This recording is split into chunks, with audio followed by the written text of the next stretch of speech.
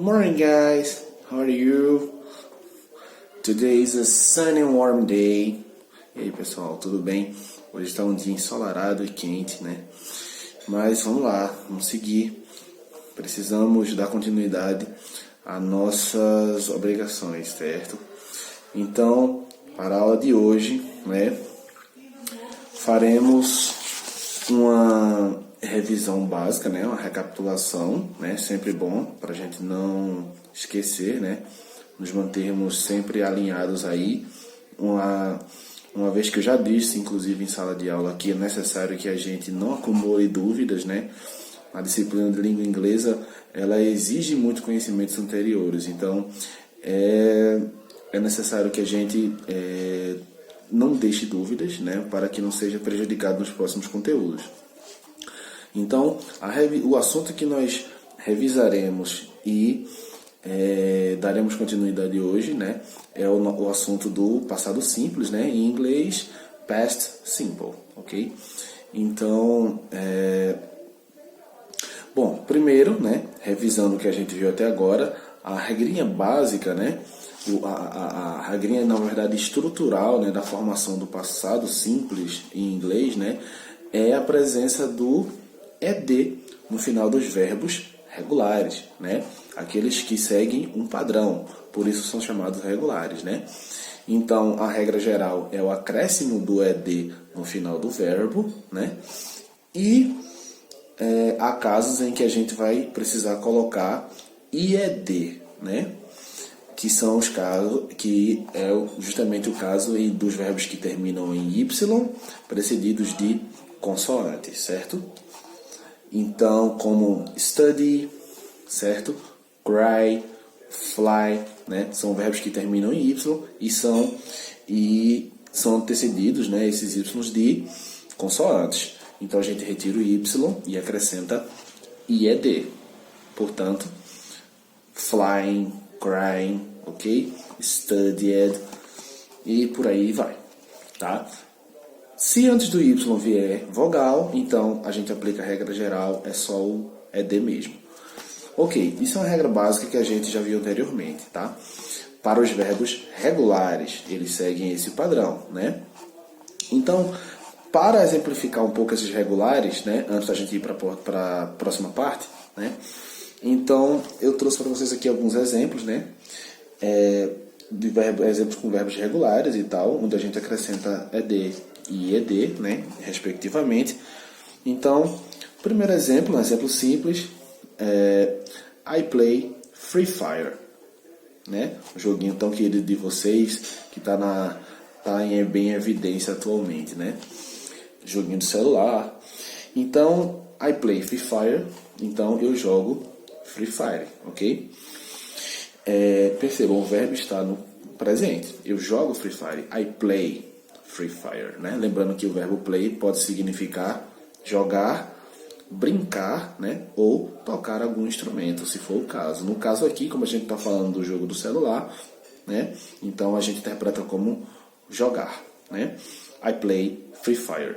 Para colocar o verbo no passado, play, né?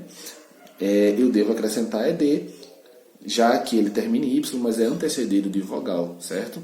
Então, um outro exemplo, utilizando esse mesmo verbo no passado, seria Our team played very well yesterday. Vou repetir. Our team played yesterday very well. Então, nosso time jogou muito bem ontem, certo? Played, jogou, tá? O acréscimo do ED torna o verbo no simple past, no passado simples, ok? Próximo exemplo, aqui agora um exemplo que a gente vai ter o acréscimo do IED no lugar do ED, né? Que é justamente o verbo study, que é um verbo terminado em Y, antecedido de consoante. Então, we study English every week, certo? Nós estudamos inglês toda semana, certo? Presente, né? Atividade que acontece com frequência. Nós estudamos inglês com certa frequência, né? Então, toda semana, every week, certo? Para deixá-lo no passado, precisamos tirar o Y e acrescentar IED, uma vez que ele termina em Y e é antecedido de consoante. Então, para colocar no passado, we studied English last week. Nós estudamos inglês semana passada, ou na última semana, né? Last, última ou semana passada, ok? Então, é um caso de acréscimo de ED ou IED para tornar o verbo do presente no passado, ok? Verbos regulares, que seguem essa regrinha. Ok, pessoal, pronto. Até aí, tudo ok, né? Simples, acrescentar ED ou IED, muito simples, tá? Né? E perceber também o acréscimo dos advérbios de frequência no passado, como temos aqui yesterday, que é ontem, last week, ok? Que indicam passado, né? É importante também identificar essas marcas temporais para a gente se situar, né? Quando for presente, quando for passado e, eventualmente, quando for futuro também. Então, para os verbos regulares, né? A gente tem ED e IED. Agora, né? Seguindo em frente, teremos agora verbos irregulares, ou seja, eles não seguem o padrão, eles são irregulares. O que é que isso quer dizer? Esses camaradas apresentam a sua forma no passado adversa à forma original que a gente está acostumado no presente, né? Alguns deles apresentam formas totalmente diferentes. Então, é preciso prática, né? É preciso ter contato, é preciso estar lendo e escrevendo, porque não existe forma nem regra nesse caso para esses verbos. Infelizmente, a gente tem que saber mesmo. Não tem outra história. É decorar, né? E só a prática vai nos levar ao sucesso disso, né? Então, eu trouxe alguns básicos aqui, né? Inclusive, o nosso querido famoso verbo to be é o verbo irregular, né? A forma original dele, como o próprio nome diz, to be, né? No presente, is, am e are, ok? As três formas no presente, né? Am sempre para a primeira pessoa do singular, I am, eu sou ou eu estou. Is vai ser usado para he, she, it, né? Ele ou ela, ele é ou ela é ou está. E o are vai ser usado para o plural, na maioria dos casos, né? Para o you, para o we e para o they. Vocês estão, vocês são, eles são, elas são ou estão, ok? Então, essas três formas são as formas, né, do verbo to be, né? Que é um verbo irregular no passado, né? Não recebe o acréscimo do ED, nem o IED. Né? As duas formas no passado do verbo to be, nós temos uma para o singular e uma para o plural. O que é que acontece? Temos um ponto negativo e um ponto positivo. O ponto negativo é que a gente vai ter que saber que formas são essas e não dá para fazer essa relação com a forma original, já que é bem diferente. O ponto positivo é que também no caso só tem duas formas, né? Então, uma no singular e outra no plural. Né? Então fica fácil na hora da gente conjugar e concordar com o sujeito aí. Então a mesma forma para o singular vai ser usada para todas as pessoas, né? Todos os sujeitos do singular, e a do plural para todas as pessoas do plural, né? Não sendo necessário a conjugação para cada pessoa a gente ter uma forma verbal, como é o caso do português, né? Então, por exemplo, eu falo, tu falas, ele fala, né? Nós falamos, vós falais, eles falam. Então, para cada pessoa no português, eu tenho uma terminação, né? Uma conjugação para poder concordar no tempo verbal.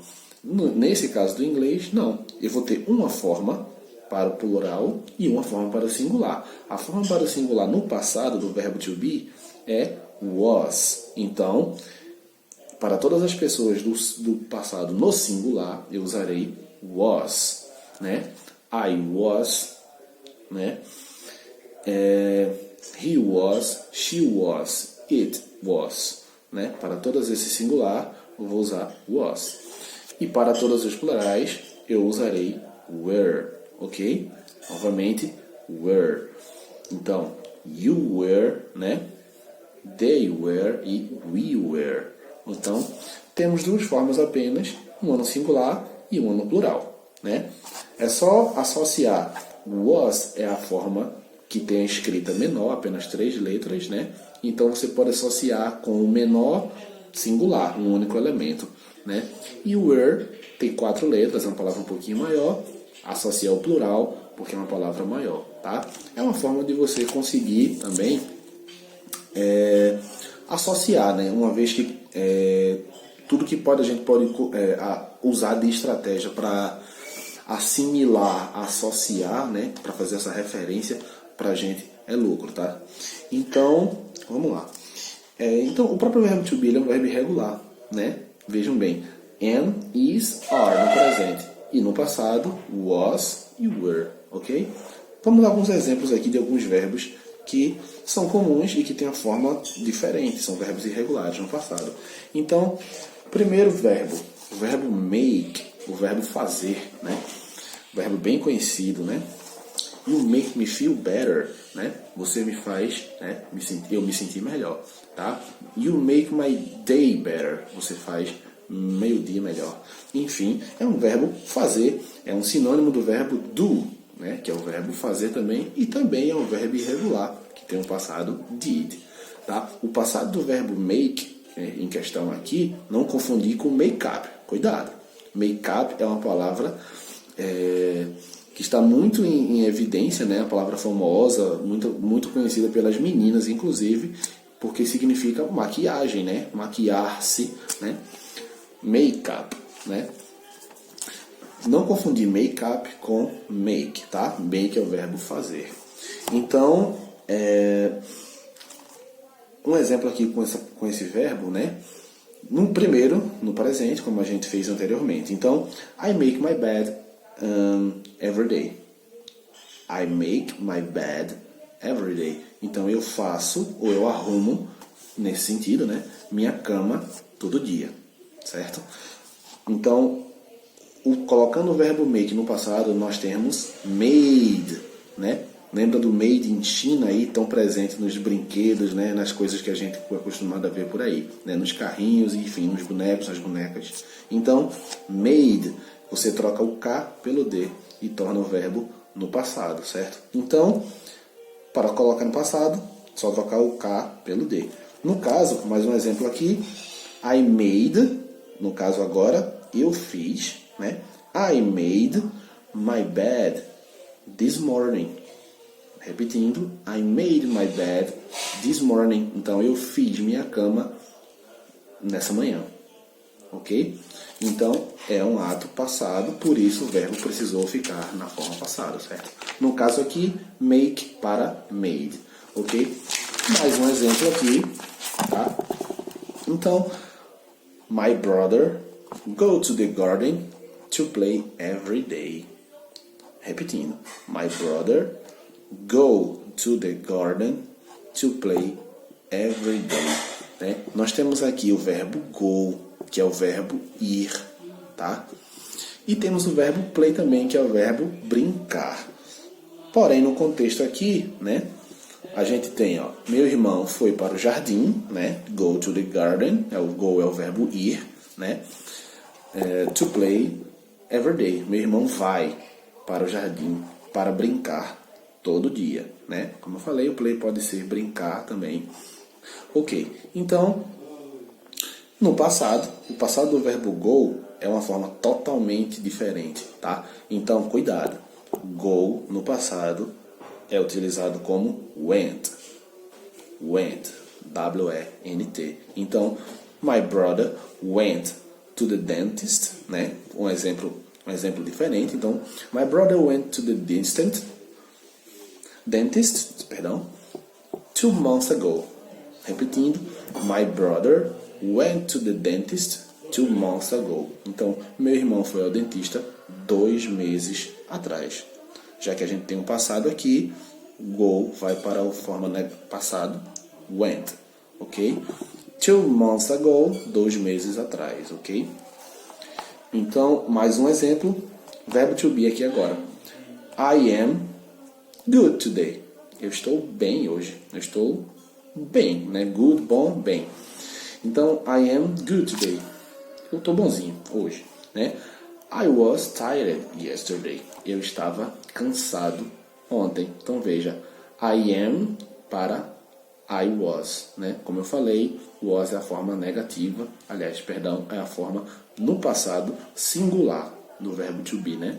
Singular, was, ok? E agora o verbo to be na sua forma no plural, né? Mais um exemplo, nós teremos aqui, por exemplo, the my father's toes are dusty. Again, the my father's toes are dusty. Então nós temos as ferramentas do papai, né, do meu pai, estão empoeiradas, né? Dusty, né? No inglês a gente não precisa colocar o adjetivo no plural. Ele sempre tem a mesma forma, tá? A gente concorda na hora de fazer a leitura. A gente interpreta dessa maneira, né? Então as ferramentas do meu pai estão empoeiradas. Verbo to be aqui, ó, are, presente, né? Estão empoeiradas. Então, colocando no passado, como eu falei, o passado do verbo to be no plural, que é o caso aqui, as ferramentas, então é plural.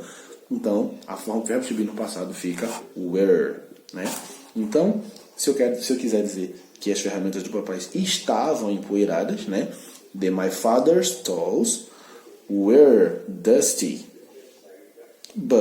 Mas, ele limpou-as, né? He cleared them. Clean them. Clean, limpar, ok? Clear, limpo. Adjetivo. Clear é o verbo limpar, ok? Então, bom, pessoal, foi de uma maneira bem básica, né, e resumida para a gente diferenciar e saber que existem dois tipos de verbos, né, quando a gente está estudando o Simple Past, o passado simples. Os verbos regulares, que segue a regrinha do ED e IED no final, né? E aqueles que não seguem regra alguma e simplesmente têm uma forma própria, né, para colocar no passado, que são os verbos irregulares. Esses a gente tem que realmente correr atrás para conhecê-los, né? Haja visto eles não têm nenhuma regra ou nem nada que possa indicar que eles estão no passado, a menos que a gente já os conheça, ok? Então, é isso. Vamos praticar, espero que vocês tenham entendido, né? Qualquer dúvida é só entrar em contato, né? A gente tem as plataformas, né, digitais para isso. E então, não se acanhem, tá? Good study, né? Bons estudos. E see you later. Vejo vocês em breve.